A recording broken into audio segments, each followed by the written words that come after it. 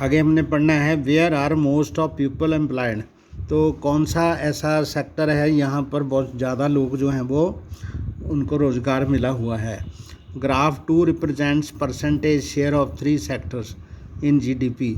ये जो ग्राफ 2 है इसमें 1972-73 में अलग अलग जो सेक्टर्स हैं उनका एम्प्लॉयमेंट का बताया हुआ है। Share of sectors in employment percentage, इसमें जो ब्लू का है ये ब्लू का प्राइमरी सेक्टर है जिसको एग्रीकल्चर सेक्टर, जहाँ माइनिंग सेक्टर जहाँ से नेचुरल सोर्सेज हमें मिलते हैं। ये सेकेंडरी सेक्टर्स है जो इस पर डिपेंडेंट है। तो ये ग्रीन जो है वो सर्विसेज का सेक्टर है, लास्ट वाला टर्शरी वाला। तो इसमें जो ग्राफ बताया गया है तो परसेंटेज शेयर उसका जीडीपी में बताते हैं। Now you can directly see the changing importance of the sectors over the 40 years. ये 40 साल का समय है। प्राइमरी सेक्टर इसमें कम हो गया है, सेकेंडरी सेक्टर बढ़ गया है और ये सेक्टर भी कम से कम दुगना हो गया है। Why did not the similar shift out of primary sector happen in the case of employment. तो इसमें एम्प्लॉयमेंट जो है खेती बाड़ी में कम हो गई है, तो इसमें भी दुगनी, लगभग दुगनी है, इसमें भी लगभग दुगनी हो गई है।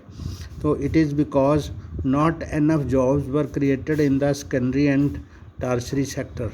तो सेकेंडरी और टर्शरी सेक्टर्स में इतनी ज़्यादा जॉब्स का निर्माण नहीं हुआ।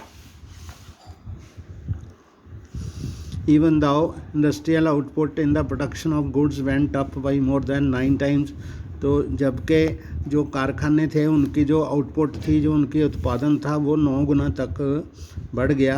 During the period employment in the industry went up by around 3 times.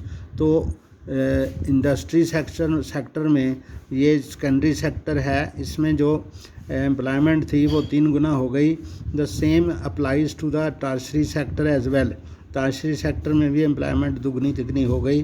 While production to the service sector rose by 14 times. तो सर्विस सेक्टर की जो प्रोडक्शन थी वो 14 टाइम्स हो गई। Employment in the service sector rose around 5 times.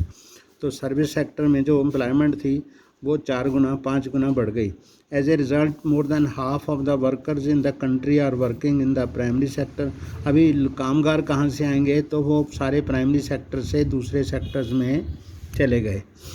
तो the primary sector mainly the agriculture producing only A quarter of GDP. तो 25% के लगभग जीडीपी में इसकी प्रोडक्शन थी एग्रीकल्चर सेक्टर की। तो in contrast to this the secondary and tertiary sectors produce 4/5 of the produce whereas they employ less than half the people. तो वो लोग सिर्फ कुल के आधे लोगों को ही एम्प्लॉयमेंट दे रहे थे, लेकिन उनका जो प्रोडक्शन था वो कम से कम 80% था। Does this mean that the workers in the agriculture are not producing as much as they could? तो इससे ये लगता है, क्या आपको ये लगता है कि जो एग्रीकल्चर सेक्टर वाले लोग हैं उनके प्रोडक्शन का ग्राफ बहुत कम है? What it means is that there are more people in agriculture than in necessary. इसका मतलब ये हुआ कि एग्रीकल्चर सेक्टर में लोग ज़्यादा हैं लेकिन उनकी वहाँ पर कोई उपयोगिता नहीं है, उनकी वहाँ ज़रूरत नहीं है, वो ज़रूरत से ज़्यादा वहाँ एग्रीकल्चर में रह रहे हैं। So even if you move a few people out production will not be affected.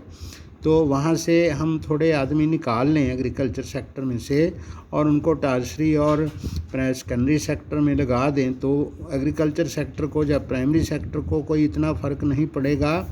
परंतु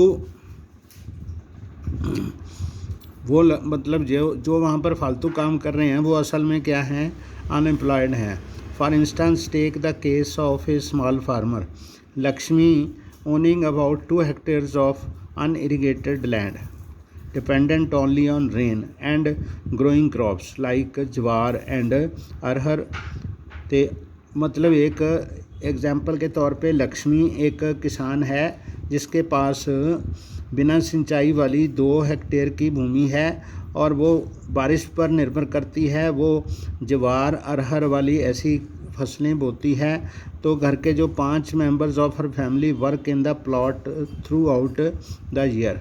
तो उसके घर के जो 5 मेंबर हैं तो उसके खेत में सारा साल काम करते हैं।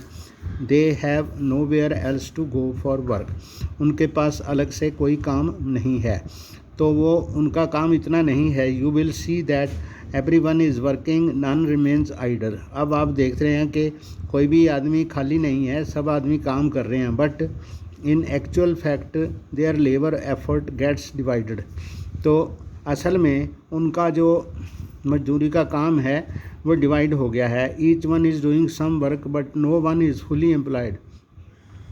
हर आदमी कुछ ना कुछ काम कर रहा है, लेकिन वो पूरा दिन उनका काम नहीं होता, मतलब दिन में 2-3 घंटे काम होता है। This is situation of unemployment where people are apparently working but all of them are made of work less than their potential. This kind of employment is hidden in contrast to someone who does not have a job and clearly visible as unemployed.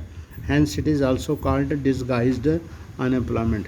तो ऐसी जो रोजगारी होती है, यानी उनको लगता है कि हम काम कर रहे हैं, लेकिन उनका काम फुल नहीं होता, पूरा नहीं होता, तो वो असल में उनके बगैर भी उसी सेक्टर में काम चल सकता है। तो ऐसी जो बेरोज़गारी होती है उसको छुपी हुई बेरोज़गारी या डिस्गाइज्ड अनएम्प्लॉयमेंट कहते हैं।